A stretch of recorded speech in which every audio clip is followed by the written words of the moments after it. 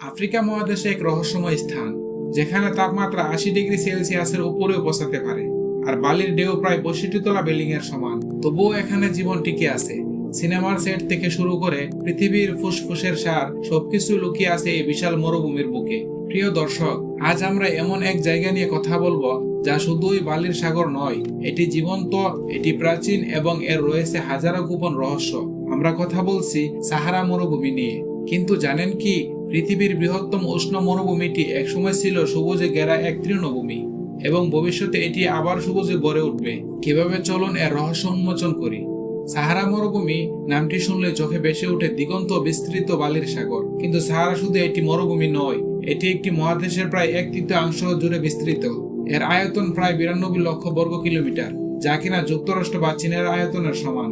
রাজনৈতিকভাবে এটি বিভিন্ন দেশের মধ্যে বিভক্ত, বিশেষ করে আলজেরিয়া, মিশর, লিবিয়া, মালি, সুদান সহ বিভিন্ন দেশ, এবং পশ্চিম সাহারা। সাহারা মরুভূমির মাত্র 30% বালিতে গঠিত, বাকি 70% হলো পাথরের অঞ্চল এবং কিছু অংশ রয়েছে পাহাড়ি এলাকা। আমাদের প্রচলিত ধারণার চেয়ে এটি অনেক বেশি বৈচিত্র্যময়। সাহারার বালিয়াড়িগুলো প্রায় 200 মিটার বা 650 ফুট উঁচু হতে পারে, যা প্রায় 65 তলা বিল্ডিং এর সমান। কিন্তু বালিয়াড়িগুলো স্থির নয়। ভয়ঙ্কর ধূলিঝড়ের কারণে এগুলোর অবস্থান প্রতিনিয়ত পরিবর্তিত হয়। এই কারণে ভূতাত্ত্বিকরা সাহারাকে একটি জীবন্ত মরুভূমি বলে থাকে। কিন্তু সাহারার বালি শুধুমাত্র এক স্থান থেকে অন্য স্থানে যায় না, এটি মহাদেশের সীমানা অতিক্রম করে। সাহারার বালি নিয়মিতভাবে আটলান্টিক মহাসাগর পাড়ি দিয়ে সুদূর আমাজন বনাঞ্চলে পৌঁছায়, যা সেখানকার গাছপালার জন্য প্রাকৃতিক সার হিসেবে কাজ করে। এই মরুভূমি নিজের অস্তিত্ব বজায় রাখার পাশাপাশি পৃথিবীর ফুসফুসকে সচল রাখতেও সাহায্য করেছে। এত চরম তাপমাত্রাতেও সাহারা মরুভূমি প্রাণহীন নয়। এখানকার প্রাণী জগতের মধ্যে সবচেয়ে বেশি উট দেখা যায়। এছাড়াও রয়েছে শিয়াল, বিভিন্ন প্রজাতির গিরগিটি, হরিণ, এমনকি এক ধরনের বিরল চিতা। আর উদ্ভিদ জগতের কথা বলতে গেলে এখানে প্রায় 3000 প্রজাতির উদ্ভিদ টিকে আছে, যার মধ্যে অনেক ধরনের ক্যাকটাসও রয়েছে। এছাড়াও প্রায় 90টি মরুদ্যান রয়েছে। যাযাবর বেদুইনদের কাছে এই মরুদ্যানগুলোই জীবনের উৎস।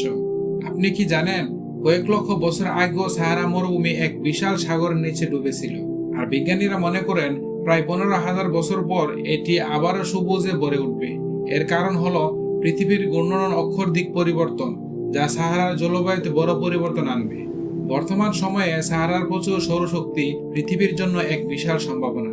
বিজ্ঞানীরা গবেষণা করে দেখেছেন, সাহারার প্রতি বর্গমিটার এলাকা বছরে প্রায় 3000 কিলোওয়াট ঘন্টা বিদ্যুৎ উৎপাদন করতে সক্ষম। এই পরিমাণ বিদ্যুৎ পুরো বিশ্বের চাহিদা মেটাতে পারে, যা জ্বালানির উপর নির্ভরতা কমিয়ে জলবায়ু পরিবর্তনের মোকাবেলায় গুরুত্বপূর্ণ ভূমিকা রাখবে।